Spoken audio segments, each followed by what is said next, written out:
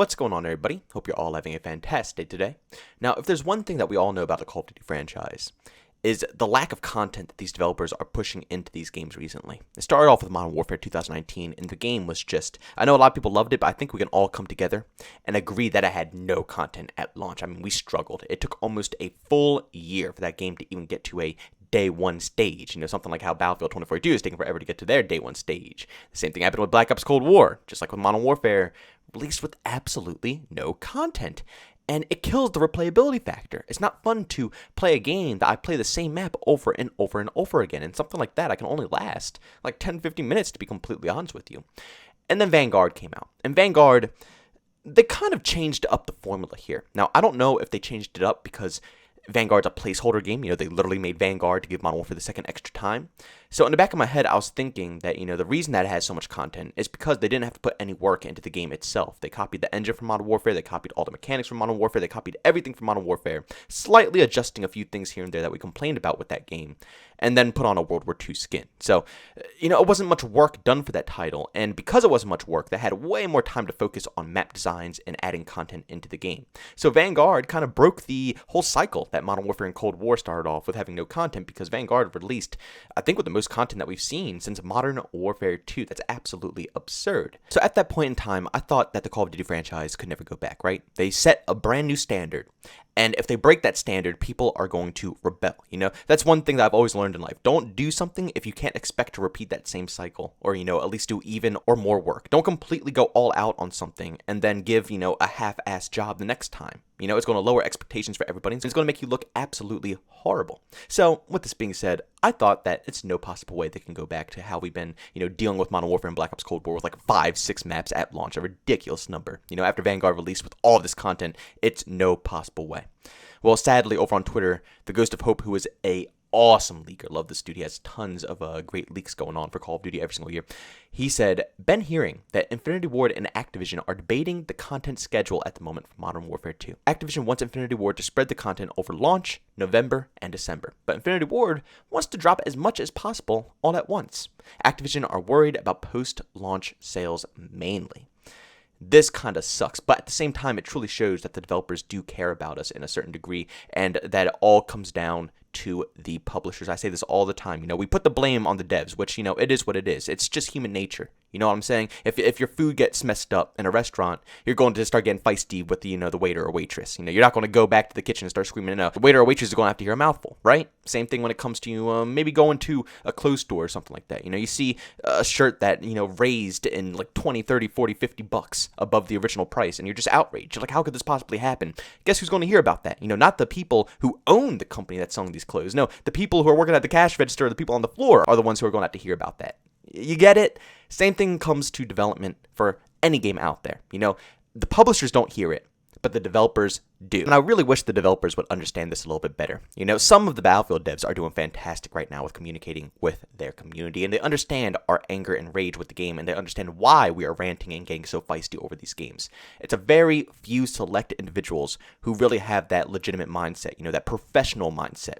Very few in between. So I just hope that more developers will start coming to the conclusion that they aren't the ones that we are truly angry at. You know, we are angry at the people who are controlling the other aspects of these games that we know and love. But with that out of the way, let's get a little bit more into this actual topic here. Now, Activision wants Infinity Ward to spread the content over launch, November, and December. And to be completely honest with you guys, reading that on paper doesn't look as bad as it seems. You know, it's like, oh, well, every single month we're going to go ahead and get content for this game. We're not going to miss a beat, but you have to understand that with this type of model, we're not going to get any content. You know, at launch, we're not going to get any content, and it's probably going to be the same thing as Modern Warfare, where we'll get like one map if we're lucky enough for 6v6, and the whole focus will be on Warzone. You know, that's what it always comes down to in the Call of Duty franchise nowadays.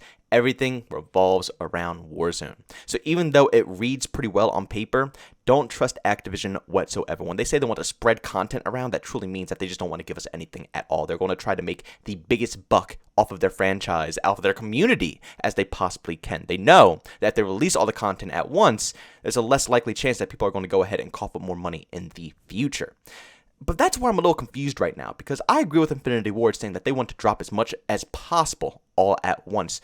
It makes sense to me because they want to make sure the base game is good. They want to live up to the standards that Vanguard set. And even though those standards aren't very high because the game was complete booty cheeks in my opinion, when it comes to content, that's one of the main things that Vanguard did correct. They gave us enough to play at launch. If the game was better, if it was more playable, if it was like a modern title or something of that sort, or a game developed by Treyarch or Infinity Ward and released with that much content, I think the community would have accepted it a lot better. And to me, it makes absolutely no sense that Activision is worried about post-launch sales. I mean, that makes no logical sense. We are in Call of Duty here, ladies and gentlemen. This is why I don't agree with Activision. This is why I hate them with all of my hearts, and I don't understand why we're in this situation that we're currently in right now. Infinity Ward is trying to give us the content we deserve, but Activision is holding it back because they want to make money. They want to make profit off of it. How disgusting can you possibly be? As I said before, we are in the Call of Duty franchise. Do you know how many games are in this franchise? This freaking franchise releases something new every single year. New maps, new weapons, new everything. You're telling me that if Infinity Ward goes all out at the launch of Modern Warfare 2,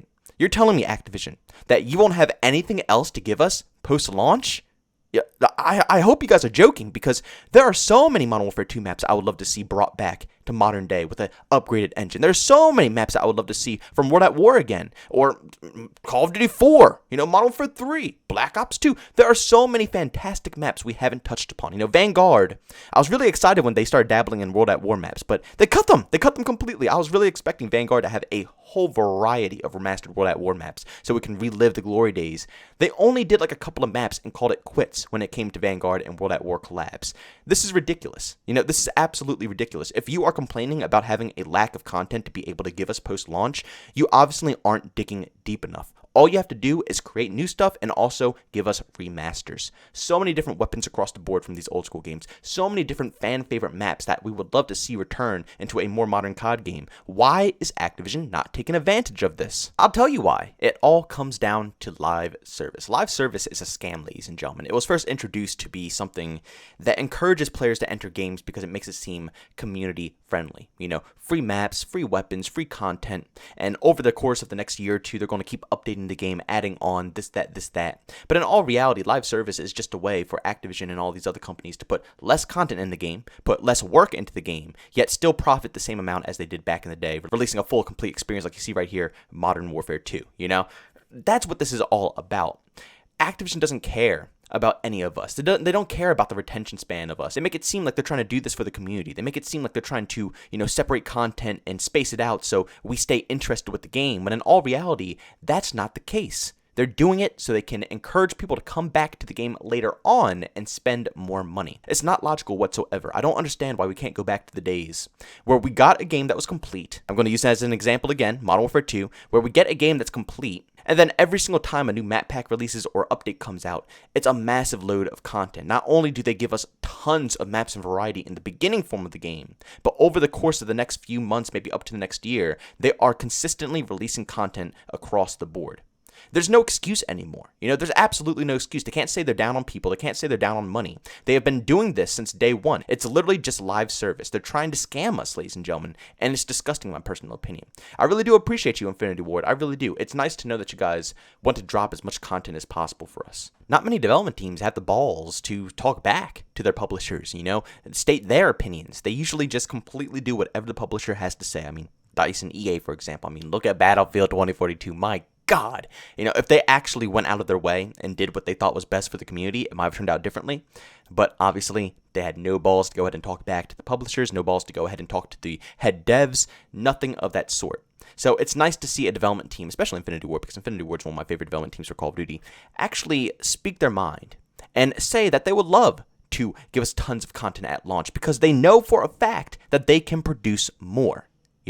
Activision, they know this as well, but they know that in order to get more money, the best thing to possibly do is drip feed content, right? Don't give anybody too much at launch. Make them hungry. Give them a little taste so they want to come back for more and more and more and keep drip feeding content here, content there, one map at a time, and people will return to your game for that. That's their mindset. Their mindset is to try to make as much money as possible throughout the whole course of the year. If they release all the content day one at launch, then guess what? People are going to buy it at launch, and that's where the sales are usually going to end. I mean, maybe people will pick up the game later in its life cycle, but they want to be able to get the money from the hardcore fan base. The people who play Call of Duty day to day, they know that they will leave. You know, they know that they're going to get tired of COD, as we always do. It's the COD cycle. They release a game every single year, so we get tired of it after some time. We play for a few months, and then we kind of just ditch it. So their idea is to get more money out of those individuals who've been playing since day one, give them less content, and make them come back for more later and cough up money. Battle passes, you know, putting really OP guns in these tier lists and stuff like that, so people want to buy right up instead of actually playing the game and waiting for it.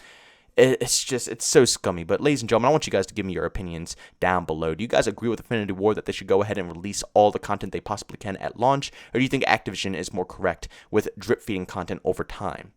I don't know. I understand that Activision cares more about the post-sales. You know, I understand the whole method here. But the post-sales won't be bad as long as they release content. They can't pull a Vanguard where they have tons of maps at launch and then they start releasing one map, you know, later. No, you have to give us a normal full $60 priced game at launch, and then give us normal map packs down the road. That's all you have to do. It's as simple as that. But I don't know. I guess Activision has a completely different mindset than the majority of us. But ladies and gentlemen, thanks so much for checking out this video. If you enjoyed it, make sure to leave a like. Bumps, I hate it, leave a dislike. Also, if you're brand new, enjoy the content, don't forget to subscribe, hit that notification button. Also, want to chat with me, this do do so. I have Twitter and Discord, put the link down in the description. And also want to catch me live streams of video games over on Twitch. Link that's in the description as well. But guys, thanks so much for tuning in. See you on the next one. Peace out.